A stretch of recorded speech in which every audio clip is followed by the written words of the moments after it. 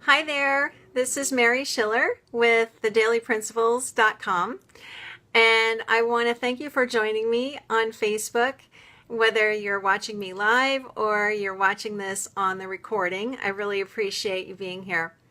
So the subject of this short talk is mind yoga, which is the subject of a new book. I know this might be in reverse for you, I'm not sure, that I just released on Amazon. And I'll start by explaining just in a minute or two the reason why I wrote this book called Mind Yoga. In my 2 years of coaching people so far, I have seen such prevalence of stress in people's lives. Hi Juliet. It's been kind of amazing to me how many people are really dealing with chronic stress, and I can certainly relate to that because most of my adult life was filled with chronic stress. I was even diagnosed with post-traumatic stress disorder, so I'm quite familiar with the impact of stress on someone's life. And hi, Athena. Hi, Jeff. Nice to see you all here.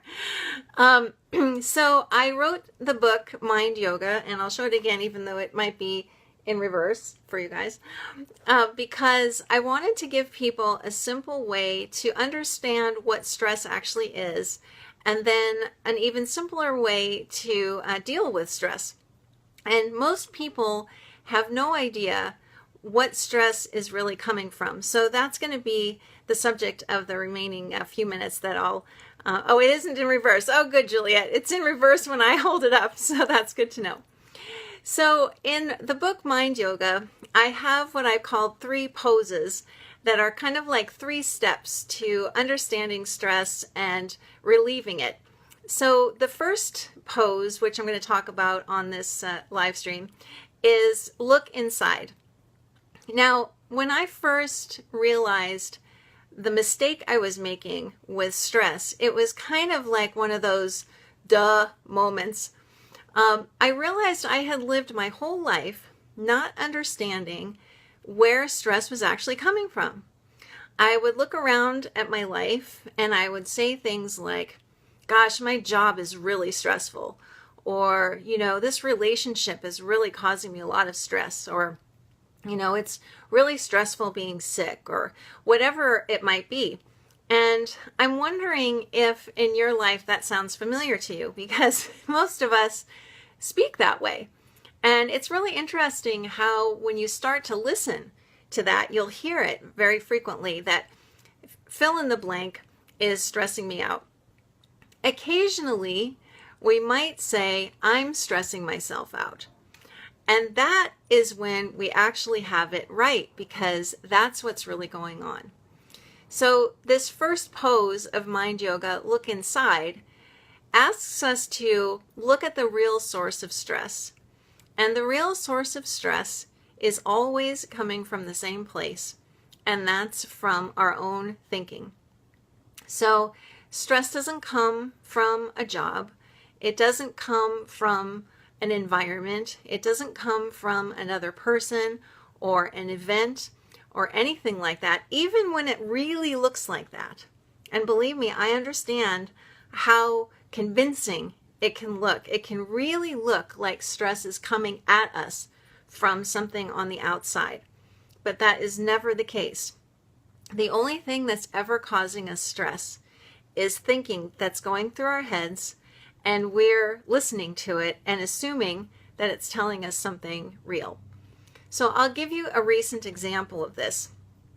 I was having some stress a few days ago, and within about a minute, I realized that I was, feeling kind of anxious, and I heard the thoughts going through my head at that moment.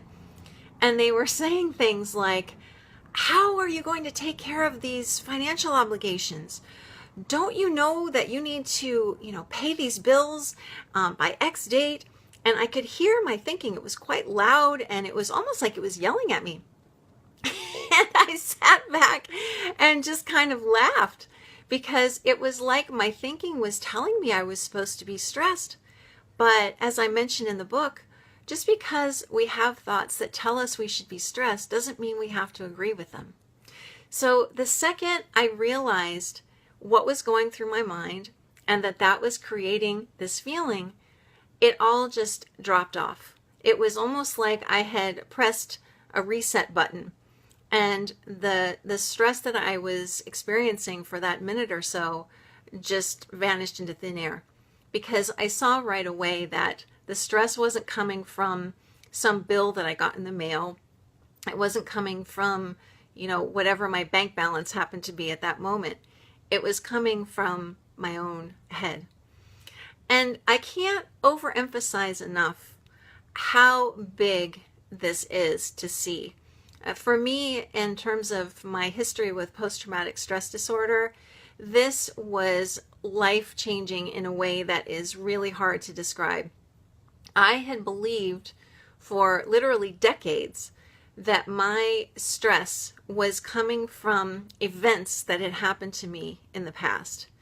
And I thought that because I couldn't undo those events, that I was going to have to live with this kind of stress the rest of my life and figure out some way to cope with it. And that's what I'd been trying to do for 25 plus years. When I finally realized that the stress I had been experiencing was simply coming from momentary thinking that was just kind of coming in randomly, it was almost like, well, hey, if that's the cause of my stress, I don't have to listen to what my thoughts say. I don't have to react in the way that my thoughts seem to be dictating that I should react. So what would happen if I just didn't? What would happen if, when I had some kind of thinking that created that kind of pit in my stomach, what would happen if I just kind of sat and did nothing? And what I noticed was that it passed very quickly. The less I gave it any weight, the less attention I paid to it, the faster it moved through, and the quicker I felt better. So this first pose, I'm using pose in air quotes because it's not a physical pose, of looking inside, to me was really life-changing. And looking back on it now, and I mention this in the book, I feel kind of silly for ever imagining that stress could come from anything on the outside. I started to look at things very differently. So if I used to say, my job is really stressful, I started to kind of break that apart and go, well, how could a job be stressful? Like, where would stress actually be in a job? Would it be in the office somehow, in the air? Would it be at my desk? Where would the stress actually be living? And then I started to think it was really silly. I was like, does it come from the people? Are they sending me stress, like in the form of stress germs that I'm somehow catching? And all of a sudden, this whole scenario that I had about what stress actually was just completely fell apart. And I knew for sure that the notion of stress coming from inside my own thinking was actually true. And as I mention in the book, Mind Yoga, I want people to test this out. I want people to experiment and see, is this really true? Is the stress or whatever I'm feeling coming from inside my own mind? Am I kind of creating it? And, just see what happens when you start to play with that. One way you can test it, and this is kind of fun, is let's say there's a person in your life who you believe is the cause of stress. Well, you'll notice that the person doesn't have to be in the room with you for you to experience that stress, right? So if the person isn't in the room with you and you're feeling stress, where do you think that stress is coming from? It's coming from your own thinking. The beautiful thing about what I write about in Mind Yoga is that the way we're designed as human beings is to be able to release these feelings very easily simply by doing nothing. That was the other part of my own experience with PTSD that was incredibly freeing, was I noticed that the less I did to try to manage stress, the less I did to interfere with this natural process, the quicker that stress just disappeared. And so I'm telling you from personal experience that the best way to quote unquote deal with stress is to know, first of all, where it's originating. And second of all, as I talk about in the second and third poses of mind yoga, is to allow it to just pass on through you without trying to do anything about it. You know, our feelings are our feelings. They can't do anything to hurt us.